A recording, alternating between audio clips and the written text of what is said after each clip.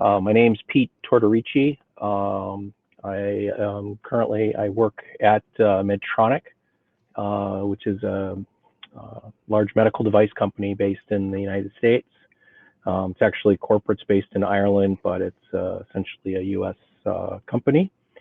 We've been doing augmented reality for several years within the company, but we've dove deep into it in the last couple of years, and have partnered with FLEKT for this particular use case that we're going to show you here today. Yeah, perfect. Hey, nice meeting everyone. I'm Dirk. I'm the CMO and president of FLEKT. And at FLEKT, we make work easier for technicians, field service technicians, frontline workers in the manufacturing industry. And the way we do that is we simplify assembly and maintenance and training with our modular work augmentation platform. And Pete and I will show you one great example where we make work easier for the operators at Medtronic. Pete, you kick it off. Sure. So we're going to kind of walk you through a very simple story of kind of how this all developed and what the need was. And essentially what happened was I was at the AWE conference in Santa Clara, and I connected with my friend Daryl, who was recently, he had transferred from a facility in Switzerland over to Santa Clara, and he took over an acquisition that Medtronic had made that previous spring. And he basically said, hey, I've got a factory of nothing. I need to ramp it in 18 months, and he's got some issues. So I mentioned to him that we were at at the AR conference, and I basically said, hey, this is a really nice empty building. Is there something we can do in AR? In the past, we've been looking at AR as more of a kind of it was a technology looking for a problem. But Daryl basically had a real big problem. He had to onboard a lot of assemblers in about 18 months. He only had 1 to 2 expert trainers in order to train and onboard all these people. A very complex process. So we kind of thought about it and said, hey, this seems like it's a perfect use case for augmented reality. The challenges we have, especially for us as a med tech company, is especially with this particular product that we build. It was a lengthy onboarding process. It could take several months to get operators proficient at assembling this particular device. And then you add to it and you say, well, we've got some complicated instructions. They're not necessarily hard, but they can be complicated if you're trying to describe a very intricate assembly process to a new operator, especially. And then, we've only got a few trainers. So essentially what this added up to is kind of the perfect storm of and the other fourth dimension of this probably is time, right? The clock's ticking, it's moving. So that really is kind of the perfect storm of kind of the issue that we faced.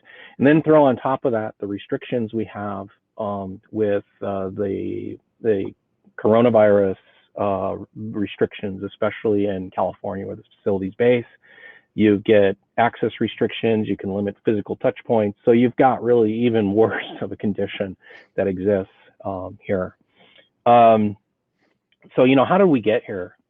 And so that was kind of the need. That was kind of, how we kind of identified what the problem is. And it really kind of been about roughly a 2-year journey. I had met Wolfgang, the CEO of FLEKT at AWE in Europe, and we kind of touched base, and I was interested in what some of the work they were doing in automotive. Dirk, myself, and Daryl had connected in Santa Clara after I got to see Daryl's facility at AWE. We brought in a key Medtronic resource, William Harding, who's one of our key IT experts. To my background is material science and metallurgy, so I currently work in an operations group, lead an operations technology group. So William's one of my key resources, has a lot of experience in this. We did a lot of interviews. We interviewed FLEKT for the need of this, and then we went through kind of a pilot and a deployment, and we're in the middle of that. So we started the pilot in late 2019 and we're doing a full deployment of the solution. how do we leverage this? Okay, so there's a lot of different use cases. We're a large company. We're a $40 billion company. We got 90,000 employees. So this is just talking about one specific use case, but essentially what we're using this particular one for is knowledge transfer. So, how do we get trainers to new operators? How do we transfer knowledge from R&D to sustaining engineering? How do we transfer that knowledge from just Medtronic itself to our customer base? And so we got to go through this product transfer strategy too. It's not just knowledge transfer, it's how do we transfer manufacturing of a project once we ramp, manufacturing just in general, how do we use it, and then kind of how do we serve our customers, and then we work on maintenance and repair. So those are some ways we do it. Now I'm going to say that there's one part here that's missing, which is the clinical aspect of it and the procedure training. That's I'm going to say a completely different part of the augmented reality solution and potential within medtech. But that is another dimension of this, but I'm not going to talk about it here for the sake of brevity in the presentation. The project overview was, like I said, we had lengthy onboarding, work instructions were complicated. We had really one really good trainer. So that was the situation we were faced with. And you can imagine if somebody's training and they're waiting on the expert to come over and look and see what they've done, but they're trying to train 5 or 6 other people, the operator could be sitting there for a while trying to understand. So we had a scope, we had a build and test, we had to learn and improve the solution, and we all had to do it. We couldn't just sit and take our sweet time. The clock was ticking to ramp this facility and the product. So the nice part about FLEKT and what they brought to the table was an AR supported onboarding platform for us. And what we really liked about it is it was platform agnostic. So, you could do it on a tablet, you could do it on a headset, you could do it on a phone, whatever you wanted to do. We can do easy content updating and essentially have digitalized training, right? The other part I will mention briefly is a lot of the folks in the facility, there had several languages being spoken. So when you write a document in one of our accepted languages, which one of them is English, and a lot of the folks didn't have English as maybe their native language, sometimes it's very difficult to understand. So having digitized training and AR to that training is it basically allowed to us increase the proficiency time, meaning that they onboarded quicker. Less human involvement. It wasn't total human involvement in the procedure. It was just less human involvement, reliance on the trainers. And then we could also do remote assistance. And so the trainer didn't necessarily have to be necessarily on site all the time, or if they were on vacation or off or on a different shift. And then we had a standardized foundation. That's the part what I like about it. I mean, we don't like developing, at least me personally in operations, don't like developing one-off solutions. We want to be able to have a platform solution that we can manage and expand upon rather than different solutions for different use cases. So maybe Dirk, I'll turn it over to you now. If you want me to, let me know when you want me to click, and I'll be happy to do that for you. Yeah, just maybe 2-3 words to the previous slide, Pete. What you mentioned there, just to emphasize on that. I think the process there, what the teams developed on both sides, I think that's a key factor for the success of the application, right? Usually you think about the content and you think about the platform, and all of these things are super important. But if you wanna build something which is really used, and we're not talking about a show and shine application here, we're talking about something operators use every day in their workflow, then you need to have a process, and that's what Pete explained. That it is scoping and build and test. So really sat down with the trainers, and I remember, Pete, when we had the first meeting with one of the trainers, and these challenges about complex instructions. A long onboarding, and all of these interruptions they have to deal with, right? Because there were only like 1 or 2. So the process of building that and really sitting down with the operators, getting their input and building something based on that, I think that was really a key of the whole thing. Also, what you mentioned it already, William and Victor implemented there with the user acceptance testings, right, where we really could figure out, okay, there is an operator which is maybe already a little bit experience or had kind of prior experience. Then there's another operator without any experience. So what can we figure out? What's the right mixture of content? And that's what we show in a second. I think that's really a core part of the success here. Yeah, Pete, if we go to the video that the audience can also see a little bit about how it looks like. We cannot disclose and show all of the content, of course, but what you see here is that's a part of the application. On the left side, you see the different scenarios an operator can choose, and now the operator chose the tip assembly. And then what you see here is it's like, you know, you're building something in Lego, right? You get your equipment list, everything you need to assemble. And keep in mind that the operators work with under the microscope, right? So there are tiny parts, and now they make sure they have the right things. Simple things you might think, but also here security requirements. So before the operators even start, we are in a regulated market, so you have to do all of these things. We even have the paper-based instructions. Everything is included there. And now we will see in a second when we come to the procedure, then the app will open up and we see the content the first time. This time now in a 3D view. So we have two different views, a 3D view and a live view, so that the operators can really choose what they want to see. On the left side, in that content box, this is always on screen.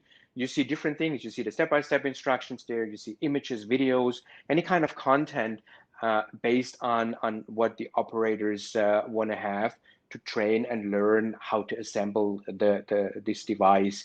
And as you know, humans are different. So some people want to have more text, some people want to have more image, some people want to have more AR view. So we combined everything to have really an experience where everybody can quickly learn. Peter, you want to add something to that one? No, I think that's a great explanation of what we were trying to do. And we're trying to understand what, I mean, basically, I think we're going to come to it later, but really this was very operator centric.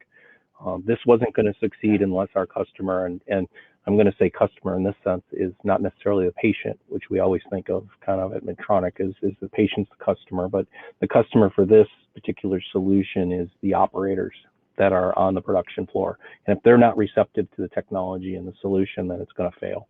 And we'll show you later some of the background.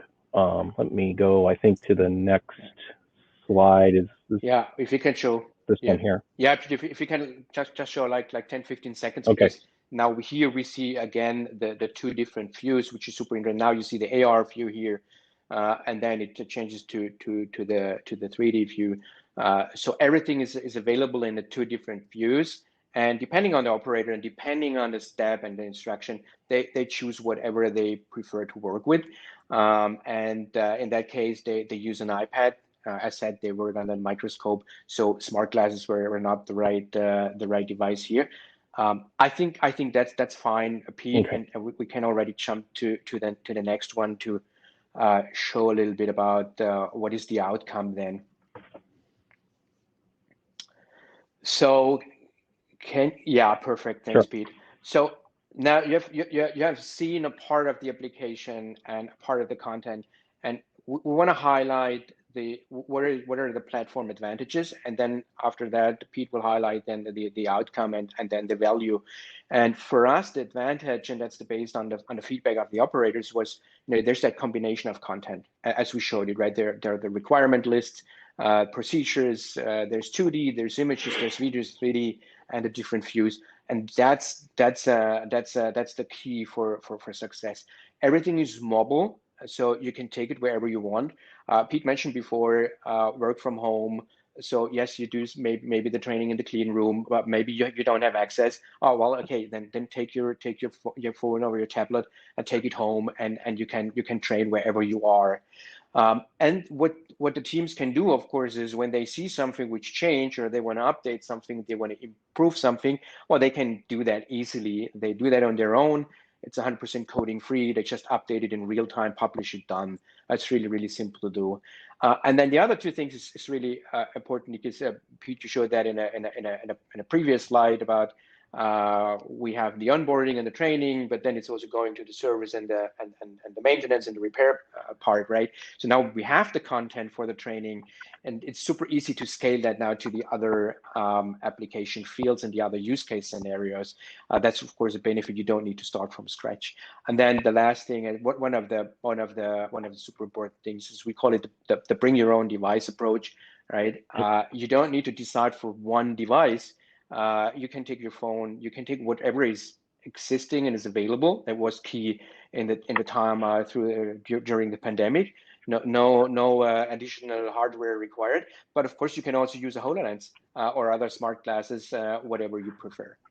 And with that, Pete, I would hand over to you for the value. So the value we like at the top was it was about 50% faster than the existing training.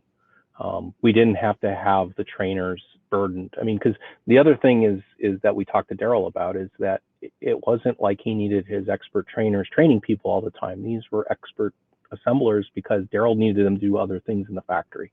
So they weren't entirely dependent. And then it's proficiency time. So the time it takes for an individual operator to onboard and be proficient is much less. So that's what we see the key impacts to our business to be. The feedback we received, frankly, and people look at this and they might go, no, really, come on. And it's like, no, they are very happy with the solution we've delivered them. The one thing is they don't like just looking at a bunch of words on a paper or even a bunch of still pictures on a paper. We kind of said, come on, give us some negative comments. And they said, no, I really can't think of any negative comments, really, other than, can we get more of this stuff? And so it was actually a more enjoyable experience for the operators, right? It's, everybody always talks about gamification of things, but it really is a little bit more interactive. And, operators can go back and instead of just reading the same words, they can go back and watch the same operation if they have a confusion on it. How does this branch into other use cases, right? Now, once we've established a platform, we kind of look at it and said, well, how can you do this, right? So we say, well, we could use this for remote collaboration and assistance. And we've done that. We've got people that are in the US collaborating with people overseas and vice versa on collaboration assistant, factory line design. So how do we design our lines? How do we collaborate people to do that?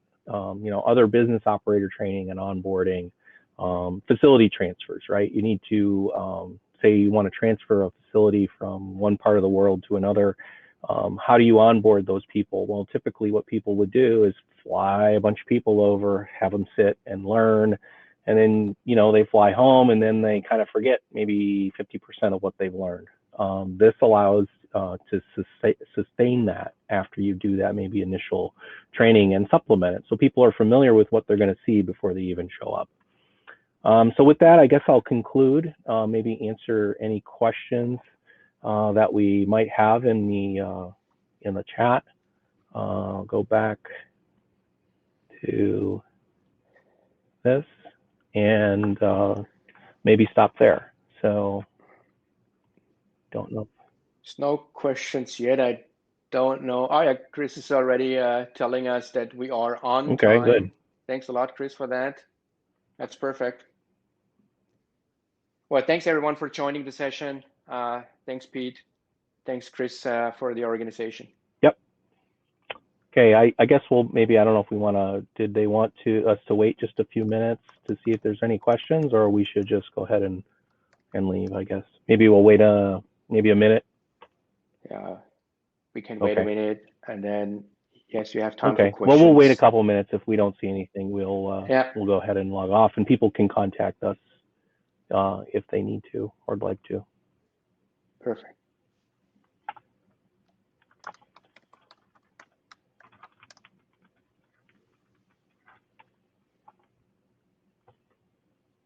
Okay, well, I guess I'm going to go ahead and log off now. Oh, wait.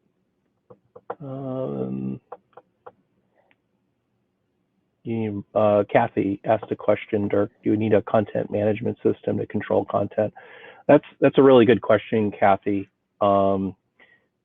we so it's a real good question. It's a real complicated question. So right now we're using this as a training aid, but we do, like, when we envision saying, can you get to the point where we can displace the normal training we do of people in a medical device and highly regulated environment?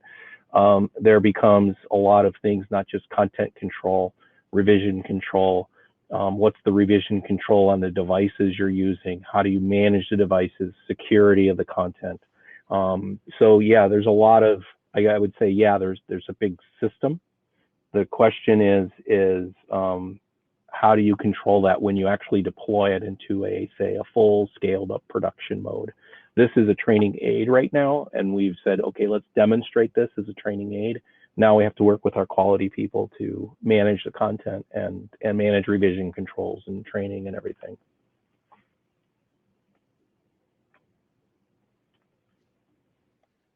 Any other questions? There's still people online.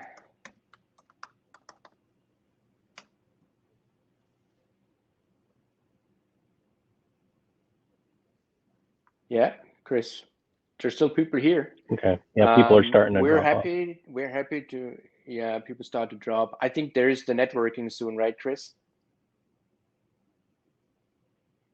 Okay. It's great that we can communicate like that.